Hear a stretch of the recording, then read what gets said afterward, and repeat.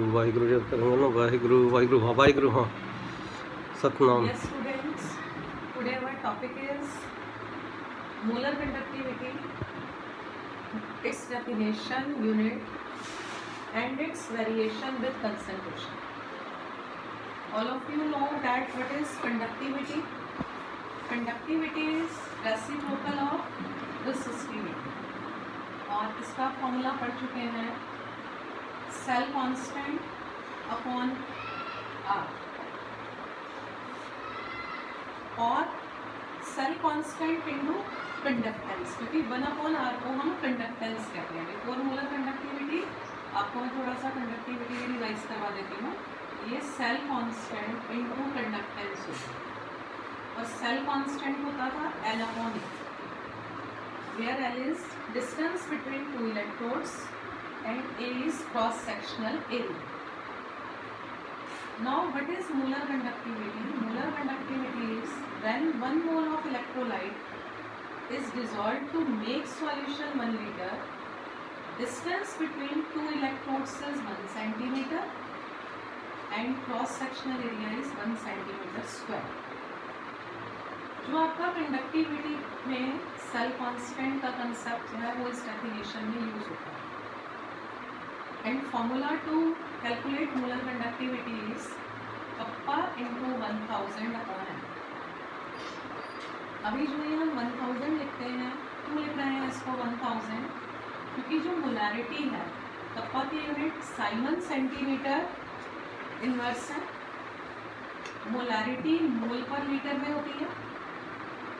उस लीटर को cubic centimetre में जब हम कन्वर्ट कर रहे हैं तो ये 1000 आपका ऊपर आ गया, और जो इसकी यूनिट आ गई क्यूबिक सेंटीमीटर ऊपर जाने की वजह से, क्योंकि हमने लीटर को क्यूबिक सेंटीमीटर में लिया है, so it unit is siemens centimetre square mole inverse. Unit is also very important है। तो जब आपको न्यूमेरिकल्स आएंगे आइदर ऑफ कंडक्टिविटी और of molar conductivity, there should be no confusion कि हमें कैसे पता चलेगा। ज़्यादातर स्टूडेंट की यही प्रॉब्लम्स होती है कि हमें मालूम कैसे चला ये कंडक्टिविटी है, ये मोलर कंडक्टिविटी है। स्टूडेंट्स, आप उसकी यूनिट को देखिए। अगर वो साइमन सेंटीमीटर इनवर्स है, वो कंडक्टिविटी है, siemens centimetre square mole inverse है, then it is molar conductivity. And then next topic is variation of molar conductivity with concentration. आप लोग कंडक्टिविटी का भी वेरिएशन पढ़ चुके हैं कंसंट्रेशन के साथ। Conductivity is directly proportional to concentration and this variation is same here. Very important point is this कि कंडक्टिविटी का जो वेरिएशन है कंसंट्रेशन के साथ वो सेम है। Either you have weak electrolyte और you have strong electrolyte. But in case of molar conductivity, ये अब आपका बहुत इंपॉर्टेंट पॉइंट है, बार बार आपसे इसी चीज़ को रिपीट कर रही हूँ। दोनों में डिफरेंस समझिए। कंडक्टिविटी का वेरिएशन कंसंट्रेशन के साथ डायरेक्टली है और सेम है, आइदर यू हैव वीक और strong. Molar conductivity is inversely proportional to concentration और डायरेक्टली प्रोपोर्शनल टू डाइल्यूशन, क्योंकि कंसंट्रेशन और डाइल्यूशन एक दूसरे के इनवर्सली प्रोपोर्शनल है। If you have very concentrated solution means dilution बहुत कम है, उसका जो अमाउंट ऑफ वाटर है उसमें वो बहुत ही कम है। So how does molar conductivity very? How does? You will write inversely and why does number of ions per unit volume increases on increasing concentration?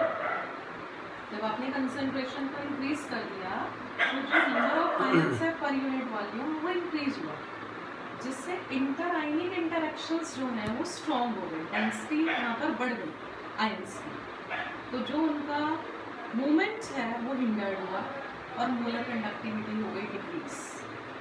देखिए, जब भी किसी चीज़ की कंसंट्रेशन बढ़ती है मीन्स आयंस बढ़ गए वहाँ पर, उससे इंटर आयनिक इंटरेक्शन भी इंक्रीज हुआ, ions come close to each other. जब वो आयंस पास पास आ गए तो जो हमारा मोलर कंडक्टिविटी की उसका जो मूवमेंट है वो कम हुआ, जिससे molar conductivity, this is regarding concentration. Dilution दे देते हैं, you have to be very clear here कि what is asking your question. आप एक चीज़ अच्छे से लर्न कर लीजिए कि ये कंसंट्रेशन के इन्वर्सली है। तो अगर वो क्वेश्चन आपसे डाइल्यूशन के लिए पूछा जाता है तो डाइल्यूशन में वो आपका क्या हो जाएगा, डायरेक्टली हो जाएगा। मीन्स अगर आप डाइल्यूशन इंक्रीज करते हैं तो मोलर कंडक्टिविटी डिक्रीज हो जाएगी, डाइल्यूशन कम करते हैं तो मोलर कंडक्टिविटी भी डिक्रीज होती है। डाइल्यूशन इंक्रीज करते हैं तो मोलर कंडक्टिविटी इंक्रीज हो रही है क्योंकि डायरेक्टली है, और डाइल्यूशन डिक्रीज करते हैं तो मोलर कंडक्टिविटी डिक्रीज हो डाइल्यूशन के लिए, और कंसंट्रेशन के लिए ये इनवर्स है। And this variation is different for weak and small electrolyte. Conductivity में तो ये वेरिएशन डायरेक्टली प्रोपोर्शनल है और सेम है आइदर यू हैव वीक और स्ट्रॉन्ग, बट मोलर कंडक्टिविटी में हैवी रिवर्स कंडक्टिविटी से पहली बात, और दूसरी बात ये वीक और स्ट्रॉन्ग इलेक्ट्रोलाइट के लिए डिफरेंट है। Here we have plotted a graph between molar conductivity, lambda m and under root c. This is according to Debye-Huckel-Onsier equation. ये हमने अपने आप नहीं ड्रॉ किया है, on the basis of Debye-Huckel-Onsier equation. और आप देख रहे हैं कि एक ग्राफ आपका काफ़ी स्टीप है। हम अगर कंसंट्रेशन को इंक्रीज कर रहे हैं, जस्ट आई टोल्ड कि मोलर कंडक्टिविटी डिक्रीज होगी। जो स्ट्रॉन्ग का ग्राफ है, KCl is an strong electrolyte, इसका ग्राफ लीनियर है, यानी जो डिक्रीज हो रहा है वो ऑलमोस्ट लीनियर है, sharp decrease is not there. But in case of weak electrolyte graph is very steep. आपको ग्राफ देकर भी पूछ सकते हैं कि कौन सा ग्राफ वीक का है, कौन सा स्ट्रॉन्ग इलेक्ट्रोलाइट का ग्राफ है। दोनों के ग्राफ्स में आपको डिफरेंस दिखाई दे रहा है। ये ग्राफ एकदम से स्टीप है, यानी ये वैल्यू बहुत शार्पली डिक्रीज हो रही है, जबकि स्ट्रॉन्ग इलेक्ट्रोलाइट की almost straight line. After this new definition is limiting molar conductivity and no need to confuse. Books में आपको डाइल्यूशन के रिस्पेक्ट में भी दिया हुआ है, कंसंट्रेशन के रिस्पेक्ट में भी दिया हुआ है, आपको ही ये कंसेप्ट क्लियर करके चलो। You know that molar conductivity is inversely proportional to concentration. Means अगर आप concentration को कम कर रहे हैं तो molar conductivity increase हो जाएगी। अब concentration अगर zero को approach करे, if it approaches zero, then molar conductivity approaches a maximum value. That maximum value is known as limiting molar conductivity and it is denoted by lambda m naught. इसे आपसे आप dilution के respect में भी पूछ सकते हैं। जब आपने डाइल्यूशन को इनफाइनाइट कर दिया, बहुत ज़्यादा कर दिया, तो जो मोलर कंडक्टिविटी है वो बहुत कम हो जाएगी, ठीक है, और एक मिनिमम वैल्यू को अप्रोच करेगी, that is also limiting molar conductivity.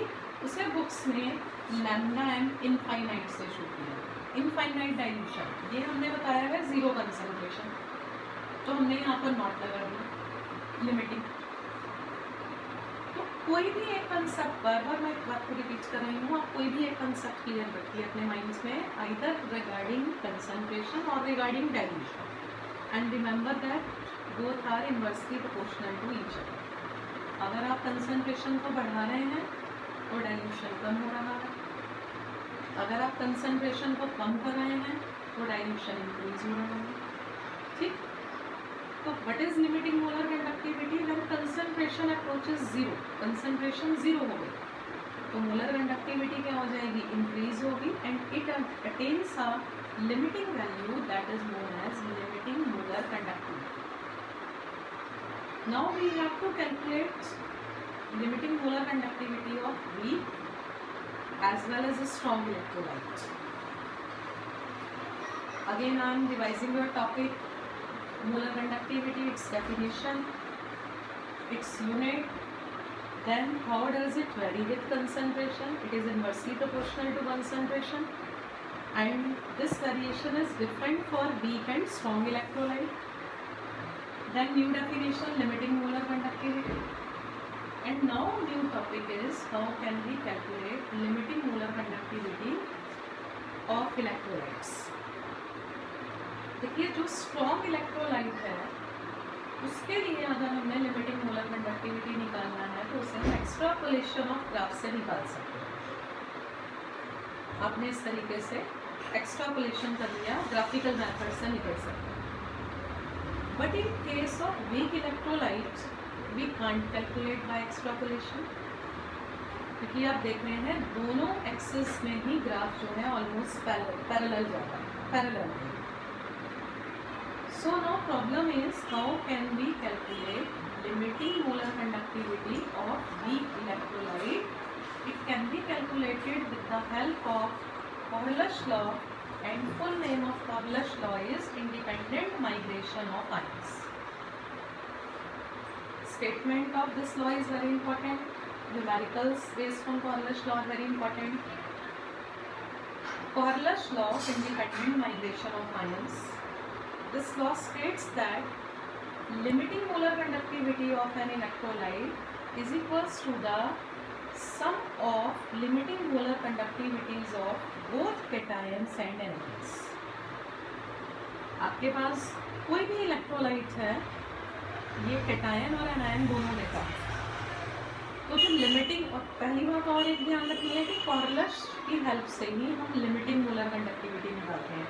अगर किसी भी न्यूमेरिकल में कोई कैलकुलेशन आपको दिखाई दे रही है रिगार्डिंग कॉर्लस लॉ, क्योंकि ये प्रॉब्लम्स में रखती हूँ स्टूडेंट को सबसे बड़ी जो प्रॉब्लम आती है वो यही होती है, where we have to apply this and how, where. First question is where, हम अप्लाई कहाँ करें कॉर्लस लॉ को। जहाँ आपको स्टूडेंट्स ये देख रहे हैं कि हमें लिमिटिंग मोलर कंडक्टिविटी निकालनी है, वहाँ पर कॉर्लस आपको अप्लाई करना है। And it's statement is limiting molar conductivity of an electrolyte like NaCl is here is equals to the sum of limiting molar conductivities of cation as well as anion. NaCl में Na positive ion देता है और Cl negative ion देता है, तो जितने भी यहाँ आयन्स हैं उनकी जो लिमिटिंग मोलर कंडक्टिविटी है उसके सम के इक्वल होगा इलेक्ट्रोलाइट की मोलर कंडक्टिविटी की value. Like second example is CaCl2. CaCl2 is giving you 1 calcium ion and 2 chloride ion. देखिए यहाँ हमने calcium with 2 positive plus 2 into ये जो 2 पॉजिटिव हैं ये कैल्शियम के हैं, plus 2 into limiting molar conductivity of chloride. Aluminium sulphate, aluminium sulphate is giving you 2 aluminium ions and 3 sulphate ions. ये भी हमें पहले मालूम होना चाहिए कितने आयंस हमें दे रहा है। तो lambda M naught Al2SO4 whole thrice is equals to 2 into lambda M naught aluminium plus 3 into lambda M naught sulphate. In this way we can calculate limiting molar conductivity of any electrolyte. इस पर based भी आपके NCERT में numerical हैं। Solved example is there. Now applications of Coriolis law. Coriolis law का first application है calculation of limiting molar conductivity of weak electrolytes. ये अभी तक हमने जो ऊपर सारे एग्जाम्पल्स लिखे हैं ये सारे स्ट्रॉन्ग इलेक्ट्रोलाइट थे, और अभी हमने पढ़ा ही था कि कॉर्लस का जो हमारा मेन एप्लीकेशन है वो इस वीक इलेक्ट्रोलाइट की मोलर कंडक्टिविटी को कैलकुलेट करना है कि हाउ कैन बी कैलकुलेटेड। तो देखिए मैंने ये इक्वेशन लिखी है, limiting molar conductivity of acetic acid is equals to lambda M naught CH3COON sodium acetate plus lambda M naught HCl minus lambda M naught NaCl। ये सब वैल्यूज आपको question में गिवन है। If question is asked how can you calculate limiting molar conductivity of weak electrolyte, you can write these equations. These if numerical is there, then values will be given to you in question paper. Here you have acetate ion, sodium ion, H positive, Cl negative, Na positive, Cl negative. तो अब देखिए Na positive ये और ये दोनों cancel हो जाएंगे, Cl से Cl कैंसिल हो जाएगा, you will get acetic acid. Similarly we can calculate limiting molar conductivity of ammonium hydroxide NH4Cl plus NaOH minus NaCl। देखिए Na और Na कैंसिल हो जाएगा because minus sign is here, Cl cancel हो जाएगा, you will get NH4OH.